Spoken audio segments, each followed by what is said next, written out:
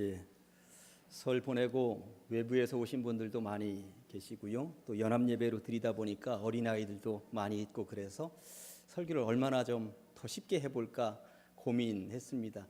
설교 들으면서 그러한 고민하는 흔적이 있는지 여러분들 한번 봐주시기 바랍니다. 지난 1월 말에 21명의 라오스 선교팀이 라오스에 다녀왔죠. 저희들 열심히 복음의 씨앗을 뿌렸고요. 주님의 사랑을 증거하고 돌아왔습니다. 그때 찍었던 사진 한 장을 먼저 보여드리려고 그럽니다.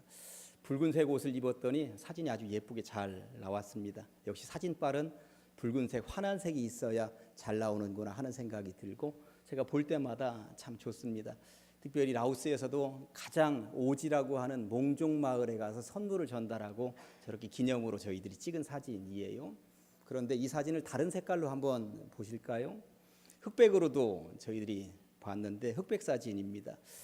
컬러에 비해서 색감은 없습니다만 흑백 사진에 운치가 있구나 하는 것을 또 알 수가 있어요. 제 어릴 때 돌 사진은 흑백 사진이었습니다. 당연히 그때는 흑백 사진이었죠. 그런데 초등학교 때가 되고 흑백 사진이 사라지고 컬러로 이제 바뀌는 시대가 되더라고요. 그런데 흑백에서 컬러로 바뀌는데 그리 오랜 시간이 걸리지 않았습니다. 금방 바뀌더라고요. 흑백은 그냥 옛날 것, 흑백은 그냥 뭐 이제는 잊혀질 만한 것, 그리고 컬러 시대가 왔으니 컬러만이 살아남는다. 그런 시대가 되는 줄 알았습니다. 그런데 오늘날 흑백 사진을 고집하는 사람들이 있습니다. 컬러 시대인데 흑백 사진을 고집하는 사람들은 흑백 사진의 운치를 알고 있는 사람들이거든요. 제가 무슨 말씀을 드리고 싶은 것이냐 하면 새로운 시대가 열렸다 해서 무조건 옛 것을 버리지는 않더라. 옛 것을 그리워하면서 그것을 고집하는 사람들은 어디든지 있게 마련이다 하는 그 말씀을 드리고 싶은 것입니다. 디지털 시대가 되었죠. 디지털 시대는 이 지구 땅덩어리에 참 신기한 세상을 만들어 놓았습니다. 아날로그 세상은 다 이제 끝났다고 생각을 했습니다. 그러나 오늘날 이 디지털 세상으로 더 깊이 들어가면 갈수록 사람들은 아날로그 세상을 그리워하기도 하는구나 하는 것을 알게 됩니다. 옛날에 음악다방에 가보면 LP판으로 음악을 틀어주던 시대가 있었습니다. 이런 형태로 음악을 틀었죠. 그러면 이 음악은 치직거리기도 하고 또 여기다가 뭔가 핀을 올려놔야 되기 때문에 불편하기도 했던 시대가 있었습니다. 사실 새로운 CD로 음악을 듣는 시대가 되면서 이 LP판은 다 사라질 거라고 생각을 했습니다. 그런데 오늘날 굳이 이것 가지고 음악을 듣는 사람들이 생겨나고 있는 것 여러분들 아십니까? 이것만 가지고 음악을 듣는 카페도 생겨나고 있는 것 아십니까? 그러니까 여기는 불편하고 음악을 들으면 치직거리기도 하는데도 굳이 저것이 좋다고 저 음악을 듣는 사람들, 매니아들이 있더라라고 하는 것입니다. 이야기 하나만 더 해볼까요? 컴퓨터 시대를 살아가고 있습니다. 컴퓨터로 안 되는 게 없습니다. 그럼 컴퓨터로 뭐든지 다 되고 글씨도 컴퓨터 글씨들이 다양한 것들이 있어서 컴퓨터 글씨로 모든 것이 다 도배되어 있고 현수막들은 전부 다 컴퓨터 글씨로 하던 시대가 도래했죠. 그런데 최근 들어서 TV를 보든지 우리 교회 현수막만 보아도 손글씨가 지금 현수막에 자리매김하고 있습니다. 제가 최근에 평창 동계올림픽 열리는 거 TV 중계를 보다가 보니까 눈에 확 들어오는 장면, 화면 하나가 있었어요. 보시면 화면에 이렇게 되어 있습니다. 올림픽 대표 방송 KBS 이렇게 되어 있는데 그 밑에 우리 지금 여기 평창이라고 하는 저 글씨가 이 글씨를 써준 선생님, 집사님이 써준 글씨거든요. 그러니까 우리 글씨가 이게 보통 글씨가 아니에요. 전국적으로도 최고 글씨 잘 쓰는 사람이 쓴 글씨가 바로 저 글씨거든요. 그러면서 저 글씨가 눈에 확 들어오는데 올림픽 대표 방송 KBS라고 하는 컴퓨터 글씨에 비해서 우리 지금 여기 평창이라고 하는 손글씨, 아날로그적인 손글씨가 얼마나 더 정감 있고 좋은가 하는 것을 제가 보게 되었습니다. 디지털 시대를 살고 있지만 사람의 감성을 가진 사람이라면 누구나 다 아날로그 세상을 그리워하고 있다는 사실을 알 수가 있습니다. 제프 딕슨이라고 하는 사람이 우리 시대의 역설이라고 하는 글을 썼습니다. 제가 일부를 읽어드리도록 하겠습니다. 건물은 높아졌지만 인격은 더 작아졌다. 고속도로는 넓어졌지만 시야는 더 좁아졌다. 소비는 많아졌지만 더 가난해지고 더 많은 물건을 사지만 기쁨은 줄어들었다. 집은 커졌지만 가족은 더 적어졌다. 더 편리해졌지만 시간은 더 없다.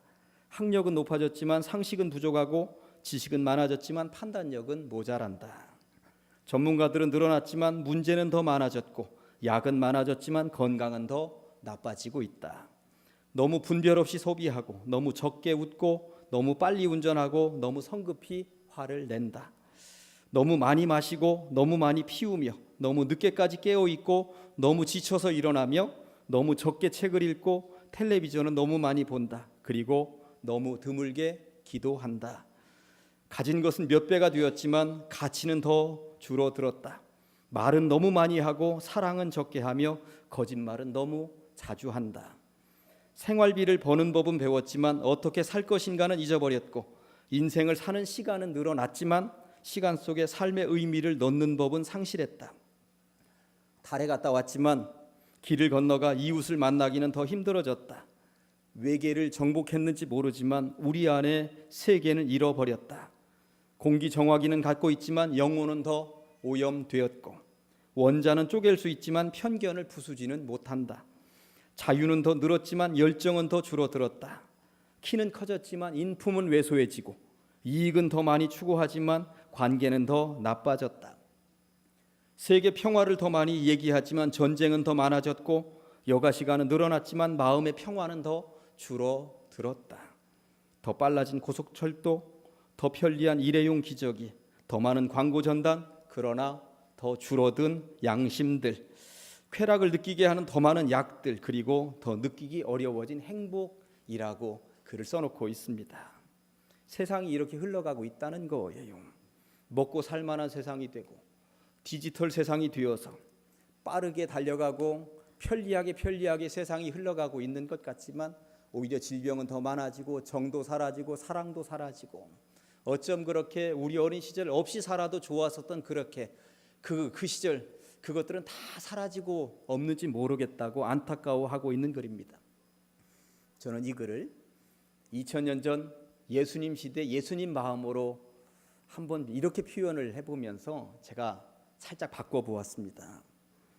하나님에 대한 학식은 더 높아졌지만 하나님의 마음과는 더 멀어졌으며 지켜야 하는 율법의 조항들은 더 세밀해졌지만 죄인들은 더 많아졌다. 천국에 대한 소망은 더 굳건해졌지만 천국은 바리새인들만 가는 곳이 되었으며 무리들에게는 굳게 닫혀버렸다. 하나님을 사랑하고 이웃을 사랑하라지만 바리새인들에게 있어서 이웃은 없었으며 무리들을 찾아와서 기꺼이 손을 잡아주는 이도 없었다. 부한 자는 더 부해졌으며 가난한 자는 더 가난해져만 갔다. 권력자들은 로마 정부와는 결탁을 했지만 하나님과 손잡는 일에는 거리를 두었으며 권력자들은 돈을 쥐는 일에는 번개처럼 빨랐으나 일반 백성들의 손을 잡는 일에는 게을렀다. 이렇게 제가 약간 바꿔보았더니 예수님 시대의 상황이 이런 상황이 아니었겠는가 하는 생각이 드는 것이죠. 그런 시대에 예수님께서 뭐라고 말씀하셨습니까? 지난주와 지지난주에 저는 산상보훈 설교를 시작하면서 그 당시에 예수님의 이 설교는 정말 파격적이었다고 말씀을 드렸어요. 천국을 갈 수 있다면 천국은 바리새인들만의 것이라고 생각을 하던 시대에 천국은 바리새인들의 것이 아니라 무리들, 일반 무지랭이 백성들 너희들에게 충분한 공간이라고 예수님은 말씀하셨고 너희가 주님의 위로를 받기에 충분한 사람들이라고 말씀을 하셨던 것이죠. 제가 지난주에는 설교하면서 그 무리들을 향하여서 너희가 소금이라고 너희가 빛이라고 예수님 말씀하셨던 장면을 여러분들에게 설교했습니다. 오늘날이야 소금이 너무나도 쉽게 수포에서 얻을 수 있는 것이고 스위치 켜면은 불이 금방금방 들어오는 세상입니다만 2000년 전에 소금은 너무나도 귀한 것이었다고. 그래서 이 소금으로 월급을 주는 일도 있었다고. 그러니 너희들이 이런 소금이라고 이렇게도 귀한 존재라고 주님이 말씀하셨던 것이고 오늘날이야 스위치 올리면 전기가 들어오는 그렇게 빛이라고 하는 것이 금방금방 얻을 수 있는 것이지만 2000년 전에 빛은 너무나도 먼 거리에 있는 것이었고 쉽게 얻을 수 있는 것이 아니었는데 너희들이 빛이라고 이렇게 말씀하신 예수님의 메시지는 그들에게 희망을 주기에 충분했다고 하는 것. 이런 설교를 들으면서 일반 무지랭이 백성들은 마음 한켠에 새로운 소망 한 가지 품게 된 생각이 있었다고 하는 것이죠. 이제 새로운 세상이 오는구나. 이제 우리들의 세상이 열리는구나. 바리새인의 시대는 가고 우리 무지랭이 백성들의 시대가 오는구나. 구약의 시대는 가고 신약의 시대가 오는구나. 이제 구약 성경은 폐기 처분 시켜버리고 불살라버리자. 그리고 이제부터는 신약 성경 예수님의 어록만 붙잡고 살아보자. 그렇게 마음으로 품고 있었던 것은 아니겠는가. 오늘날 우리들의 용어로 얘기하면 흑백의 시대는 가고 칼라의 시대가 오는구나. LP판의 시대는 가고 CD의 시대가 오는구나. 아날로그 시대가 가고 디지털 시대가 오는구나. 이런 마음들하고 연관되는 거 아니겠는가. 아무튼 예수님의 설교를 듣고 자기들의 세상이 온다고 그들은 자부심을 가지고 있었죠. 그런데 이어지는 오늘의 설교는 그들의 기대와는 사뭇 다릅니다. 우리들의 세상이 오는구나. 바리새인들은 누르고 우리들을 새롭게 등장시켜서 승승장구할 수 있다고 주님이 말씀하시는데 이제는 새 세상이 오는구나 하면서 기대감을 가지고 있는 그들에게 어찌 보면 오늘 본문은 찬물을 끼얹는 것과 비슷한 상황이었다고 보셔도 틀림이 없는 것입니다. 왜 그런고 하니 17절 말씀이 이렇습니다. 내가 율법이나 선지자를 폐하러 온 줄로 생각하지 말라. 폐하러 온 것이 아니요 어떻게 완전하게 하려 함이라. 아멘. 율법이나 선지자라고 하는 말은 구약 성경에 대한 이야기입니다. 율법, 창세기, 출애굽기, 레위기, 민수기, 신명기, 그리고 선지자들이 얘기한 선지서들, 예언서들 얼마나 많이 있습니까? 그러니까 율법과 선지자라고 하는 말은 구약 성경 전체를 통칭하는 말이죠. 예수님은 이 얘기를 하면서 무슨 말씀을 하시는 걸까요? 새로운 신약 시대의 문이 활짝 열렸지만 구약 성경을 폐기 처분할 의도는 전혀 없다는 것입니다. 무지랭이 너희들, 일반 백성들에게 천국이 열려 있고 너희들이 하늘의 위로를 받을 것이고 너희들이 소금이요 빛이라고 하는 거 이거 분명하지만 그렇다고 하여서 바리새인들도 폐기 처분할 의도는 하나도 없다는 것입니다. 오해하지 말라는 것이죠. 총 천연색의 칼라 사진 시대가 왔지만 흑백 사진에 그 운치 있는 것을 폐기 처분하지 않는 것처럼 디지털 시대가 왔지만 아날로그적인 감성을 완전히 무너뜨리지 않는 것처럼 온고이 지신이라고 하는 말이 있어요. 옛 것을 익히고 그것을 통해서 새 것을 알아간다라고 하는 것이죠. 공자가 한 말입니다. 지금 예수님이 하시는 말씀이 그 얘기입니다. 구약 성경 폐기, 바리새인들 폐기, 그러면서 이제는 우리들 시대 예수님의 어록으로만 살자 이런 기대감, 이런 생각으로 살고 있는 무리들에게 그거는 아니야. 그거는 아니야. 예수님 시대가 활짝 열렸지만 구약의 말씀을 통해서도 은혜를 받아야지. 지금 그 말씀을 하고 계신 것입니다. 옛 것을 대하는 태도를 보니까 둘 중에 하나입니다. 하나는 버려야 할 것, 폐기 처분해야 할 것이 있습니다. 그러나 두 번째는 발판 삼아야 하는 것도 분명히 있다는 것입니다. 발판 삼아야 하는 것까지도 폐기 처분해서 버려버린다면 이것은 문제인 것입니다. 구약 성경은 발판 삼아야 하는 것이지 폐기 처분시켜야 되는 것이 절대 아니라고 예수님은 지금 말씀하고 계신 것이죠. 마중물이라고 하는 말을 들어보셨습니까? 요즘 젊은 세대들은 잘 모를 수 있겠습니다만 30-40년 전 시골 마을에 가면 펌프가 있었습니다. 저희 집에도 앞마당에 펌프가 있어서 저는 열심히 펌프질을 하면서 물을 마시고 세수를 하고 목욕을 하고 어머니는 빨래를 하고 그랬던 기억이 있습니다. 저기서 물이 올라오게 되어 있죠. 펌프질을 하면. 그런데 저 펌프는 펌프질을 한다고 그냥 물이 올라오는 게 아닙니다. 뭘 해야 됩니까? 물을 몇 바가지 부어 주어야만 물이 올라옵니다. 몇 바가지 저 안에다가 물을 부어 주어야만 땅속 깊이 있는 물을 끌어가지고 올라오는 것이죠. 그래서 붓는 물을 뭐라고 그래요? 마중물이라고 그랬습니다. 마중물. 깊이 있는 물을 마중하러 들어간다. 그래서 물속 깊이 있는 물을 끄집어 가지고 올라오는 마중물이라고 하는 거였습니다. 예수님이 지금 마중물 이야기를 하고 계신 것입니다. 신약 시대가 열린다. 새로운 세상이 열린다. 예수라는 이름으로 구원받는 시대가 열린다. 무지랭이들에게도 천국이 열린다. 무지랭이들은 하나님의 위로를 받기에 충분하다. 너희들은 소금이고 너희들은 빛이다.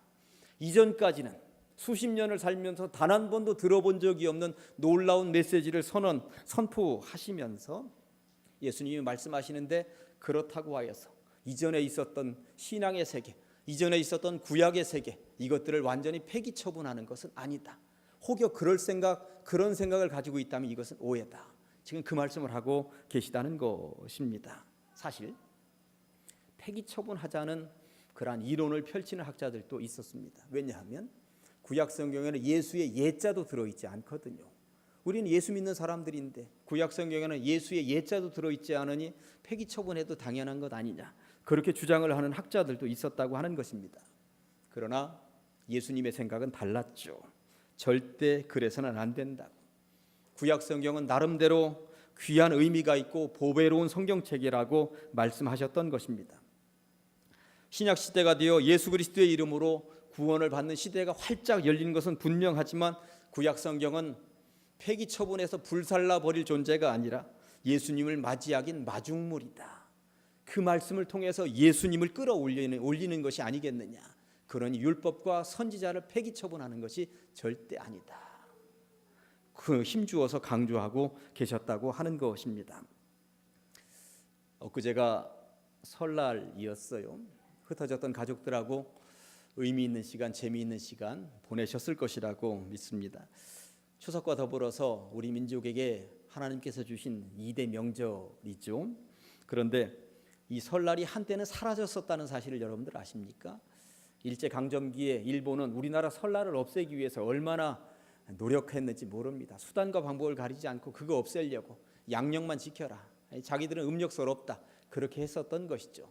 그 시대에도 설날을 지키기 위한 우리 선조들이 부진장 애쓰고 노력했습니다. 그리고 어느 대통령 때인가 제가 어린 시절에 설날이 없었던 때가 있었어요.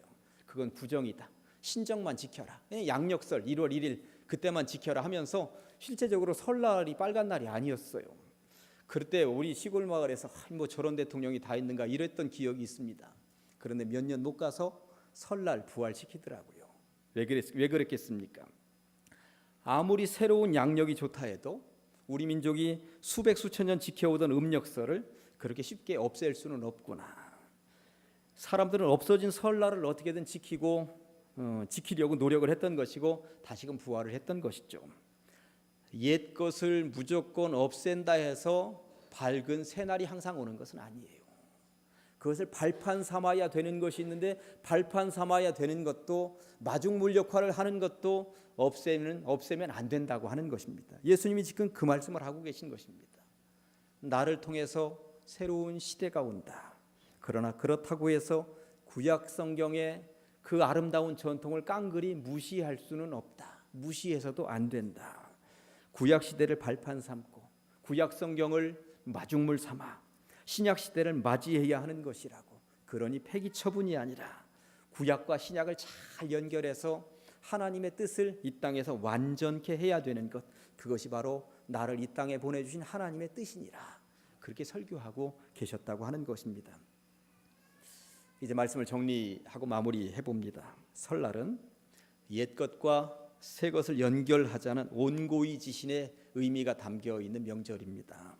그리고 구약과 신약은 구약의 하나님 신앙과 신약의 예수님 신앙이 결코 따로따로가 아님을, 이를 위해 예수님께서 이 땅에 오셨음을 보배롭게 증명해 주는 귀하고 보배로운 책이죠.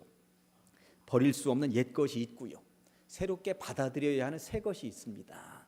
버릴 수 없는 옛 것과 새롭게 받아들여야 하는 새 것이 잘 접촉점을 찾는 것, 그것이 바로 성경책이고 예수님이셨구나 하는 것을 우리는 알게 되는 것이고, 그 이야기를 오늘 예수님께서 강조하시면서 하고 계신 것입니다. 구약도 읽으셔야 하는 이유가 여기에 있고요, 신약도 읽으셔야 하는 이유가 여기 있습니다. 그리고 교회로 따지면 어떤 때는 어린아이들이 고리타분하다고 얘기할지 모르지만 장로님들이나 나이 드신 권사님들의 이야기에 귀 기울여야 하는 이유가 여기 있는 것이고, 어른들은 어린아이들의 이야기에도 귀 기울이면서 보듬어 안아야 되는 이유가 여기 있다는 것입니다. 옛 것은 옛 것대로, 새 것은 새 것대로 다 주님께서 귀하다고 말씀하시고 계시기 때문에 그렇습니다. 그런 교회가 건강한 교회이고 우리 가장제일교회가 그러한 건강한 교회의 으뜸이 되는 줄로 믿습니다. 기도하시겠습니다. 주님의 은혜를 감사합니다. 거룩한 주일 설 명절을 보내고 흩어졌던 가족들이 함께 모여서 예배의 자리에 나와서 예배하게 하시니 감사합니다. 버릴 수 없는 옛 것이 있고 새롭게 받아들여야 하는 새 것이 있다고 주님 말씀하고 계십니다. 구약 성경도 보배로운 진리요 신약의 말씀도 보배로운 진리인 것을 깨닫게 하여 주시옵시고 잘 조화를 이루어서 온전한 신앙생활을 완전한 신앙생활을 영위해 나가는 주의 백성들 다 되게 하여 주시옵소서. 예수님의 이름으로 기도합니다.